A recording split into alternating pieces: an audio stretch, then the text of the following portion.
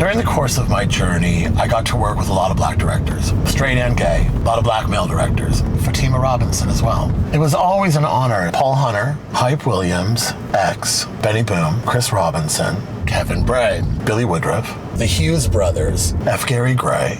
That's a pretty good cross-section of black directors. I got called to work with Melina Matsoukas and I wasn't available, and until this day it bums me out. I should have just reached out to her and said, hey, I'm down to work with you, please call me. And I never did, and I just kept meaning to, and I just would be busy, and she would call to book me, and like on a J-Lo video in 2012, I got a call, and I would have loved to have done that with Melina. I love her so much. I want Melina Matsoukas to direct the Glamorous Life series, whatever it ends up being called. It's not called that anymore, it's called something else now. The Glamorous Life series is how I refer to it in this series. I would love Melina Matsoukas to be the director of the whole series. I love Insecure, and I love her work. Beyonce Formation, I agree with Rolling Stone. Beyonce Formation, to me, is also the #1 video ever made.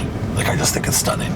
It's always an honor to work with a black male director, especially a straight black male director, because they really did have a choice. And over and over and over again, they chose me.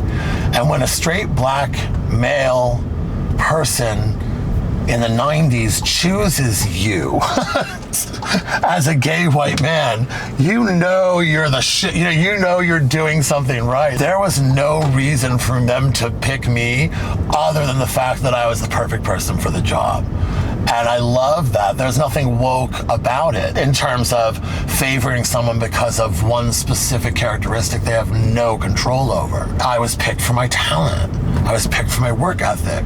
I was picked because I was the best person for the job over and over again. One of my experiences, this experience I'm about to share, was for the Roots What You Want with X, then Little X. At first he was Little X, then he became X later. He's Canadian, light-skinned black guy, super, super cute, super hot, very talented, very well established, very accomplished, an honor. He got referred to me by Hype and Paul, who had already been working with me. Also, Rebecca Skinner was talking me up, saying how comfortable he should feel with me and how this was going to be a really good edit. He came in to edit my loft. At one point, I look up from the edit console where I'm organizing footage for us, and he's now sitting on the floor behind my couch with his head in his lap and his knees kind of pulled up, in a fetal position behind my couch on the floor.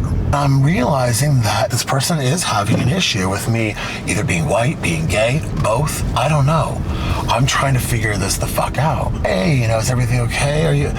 And he does admit, he says something that I don't want to misquote, so it was something to the effect of, I'm just not really used to working with...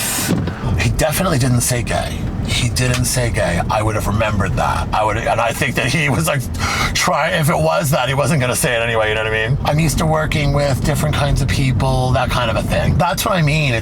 You never know. Like with Terry Ellis, was it the gay? Was it the white? Who the fuck knows why I'm being made fun of or why people have a problem half the fucking time? I would try to reassure him. I said, well, Hype and Paul work with me all the time and we have a really good time. They wouldn't refer you to somebody who didn't have your back. I totally have your back. I will totally do exactly what you tell me to do. I'll change anything. I'm not married to anything. I'm really easy to work with. Ask them. You should feel comfortable. Like, I got you. In those moments, from a place of wanting to facilitate an easier work environment, you want to say the thing that's just going to disarm this thing and make it go away because it's silly at this point. You're in a safe place and we're professionals in Hollywood at a certain level. You're going to have to get used to working with all sorts of different people, I think. And so I pride myself on being able to be in a room with anyone and get along with them just fine. And I think that's a valuable skill to have, especially in Hollywood, where you really have to be able to do that. I'm determined in this moment to break through this. Do I talk about my friend Ifani? He's like my brother. He's like Nigerian American, and he's straight. And we hang out all the time. Do I talk about my friend Jay? Do I talk about my trainer? He's black. All my trainers are always black. Do I talk about people I've tricked with? What do I say? How can I qualify without qualifying? You know what I mean? Like without being a douche. You know what I mean? This is a workplace moment. What do you do? The person's in the fetal position on the floor. This isn't someone who's looking at me while seated, smoking a cigarette, not saying something. This person is actively going through it. You know what I mean? Poor X. Finally, I'd had it. And I just turned over and said, I only fuck black guys. He had nothing to say to that at all. It disarmed him, so he had no idea it was coming. And he laughed.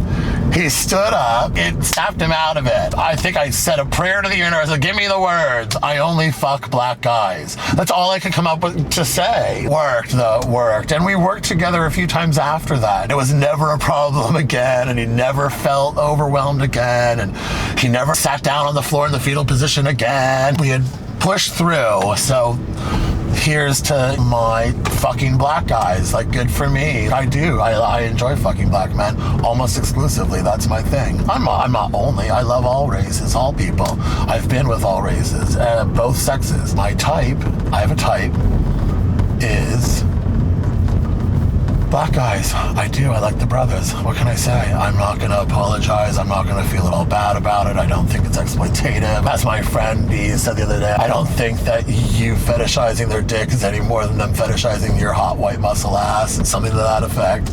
Probably didn't say the hot part, but they fetishize my white muscle butt, so I don't give a shit. If I wasn't muscular, they wanted anything to fucking do with me or my non-muscular white butt. It's tit for tat or dick for that.